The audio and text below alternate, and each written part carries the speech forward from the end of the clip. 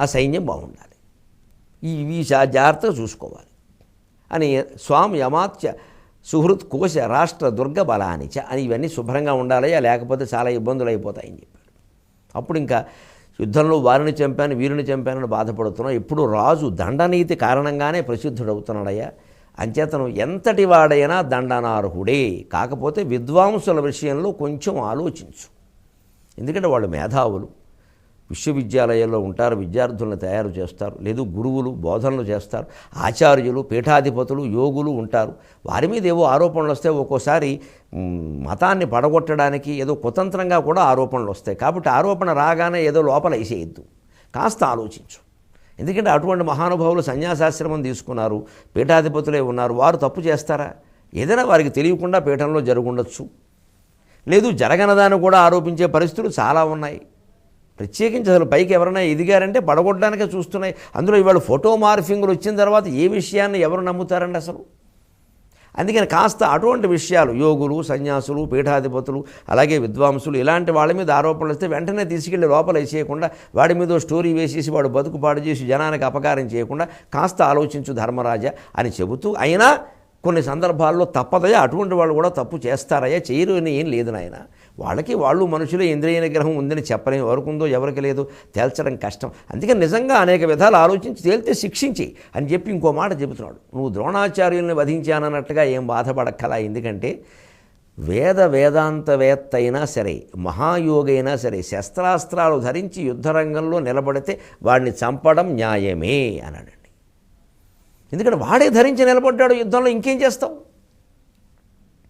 అందుకని దాని గురించి నువ్వేం బాధపడక ఆయనకి ద్రోణవధికి సమాధానం దొరికింది. అమ్మయ్య తప్పు కాదన్నమాట. అయితే మరి ఆయన ధరించాడు, అలాగే ఆయన పద్మవ్యూహం పన్నాడు, అభిమన్యుని చాలా అన్యాయంగా చంపాడు.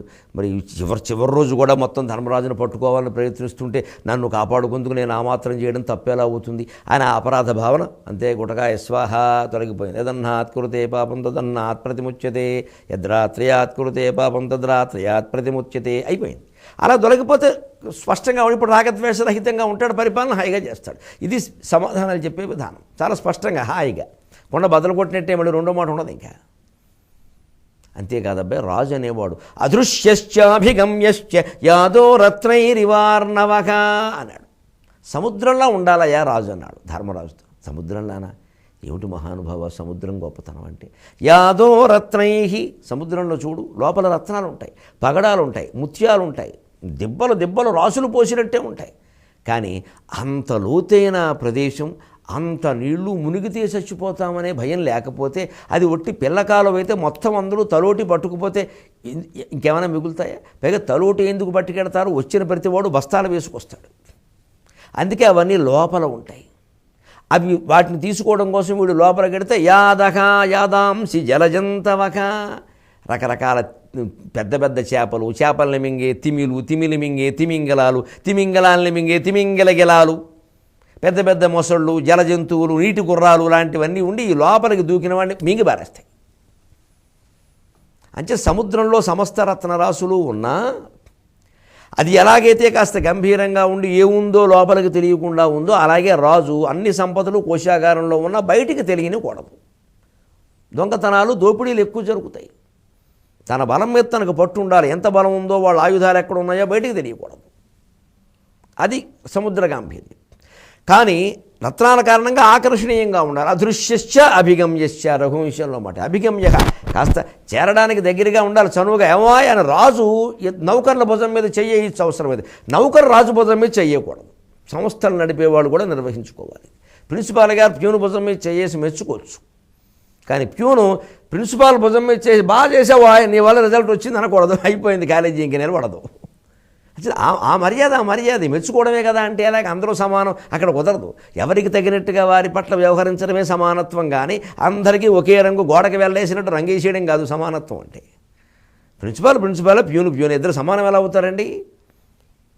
ఎవరికి తగినట్టుగా వారికి ఇచ్చే జీతం వారికి ఇస్తారు, వీరికి ఇచ్చేది వారు చెప్పే పనులు వేరు, వీరికి చెప్పే పనులు వేరు. అంటే వీరు భుజం మీద చేసి నిజంగా ఆవేళ అబ్బాయి ఆర్జేడీ గారు వచ్చినప్పుడు నువ్వు ఉండబట్టి నడిచిందయ్యా అంటే ఏదో మీద అయ్యబాబు అన్నట్టే ఉండాలి వాడు.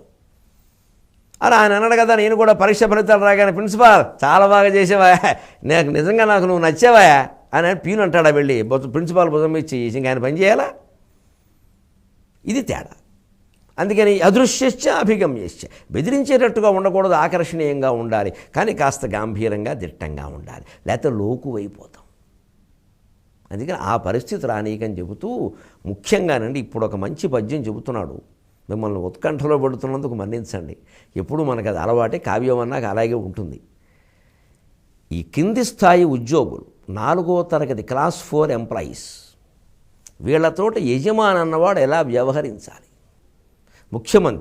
ముఖ్యమంత్రి స్థానంలో ఉన్నవాళ్ళు ఎంత ప్రజాభిమానం ఉన్నా సరే, ప్రజల్లోకి వెళ్ళిపోదామనే ఆలోచన ఎంత ఉన్నా సరే, ఎక్కడ తమని తాము నిగ్రహించుకోవాలి. అసలు ముఖ్యమంత్రి కార్యాలయం ఏదో సీఎంఓ ఏదో అంటారు, సీఎం ఆఫీస్ అనుకుంటారు, సీఎంఓ పిఎంఓ, ఆ పనిచేసే ఉద్యోగులతో సీఎం ఆర్ పిఎం, ముఖ్యమంత్రి కానీ ప్రధానమంత్రి కానీ ఎలా ఉండాలి, ముఖ్యంగా ఏ తరగతి ఉద్యోగులతో ఎలా ఉండాలి, ప్రధానంగా 4వ తరగతి ఉద్యోగులతో ఎలా ఉండాలి. వాళ్ళ అవసరం చాలా ఉంది, కర్మచారీలు అంటారు, ఉండాలి, వాళ్ళ అవసరం చాలా ఉంది, లేకుండా నడవదు. కానీ వాళ్ళతో ఎలా వాళ్ళని అవమానించకుండానే వాళ్ళ ఆత్మాభిమానానికి ప్రాధాన్యం ఇస్తూనే ఈయన గౌరవం ఈయన కాపాడుకుంటూ ఉండే విధానం ఎలాగో అద్భుతంగా పరిహాసం అనే పదంతో మొదలు పెడుతున్నాడు తిక్క. పరిహాసం బొలతేలి భృత్యుల ఎడన్ ప్రహ్లాదమున్ బొందు రాజు అంటున్నాడు. నేను అందుకే కావాలని ఇక్కడ ఆపేస్తున్నాడు ప్రత్యేకంగా. చాలా సరదాగా ఉంటుంది ఈ పద్యం. ముఖ్యంగా ఈ పద్యం ద్వారా 1992లో సోవియట్ యూనియన్ కుప్పకూలి ముక్కలైపోవడానికి కారణం ఏమిటో మహాభారతంలో ఏ రకంగా చెప్పాడో మీకు నేను 23.5 గంటల్లో వివరించబోతున్నాను. అంతవరకు మనం తెలుగులో మాట్లాడదాం. మీ అభిప్రాయాలను సూచనలను మాకు తెలియచేయాల్సిన చిరునామా భక్తి TV, care of Rachana television private limited, road number 92, Jubilee hills, Hyderabad 5,96,000.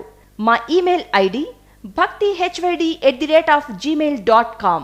మా వెబ్సైట్ www.bhaktitv.in. Phone number 9010222333.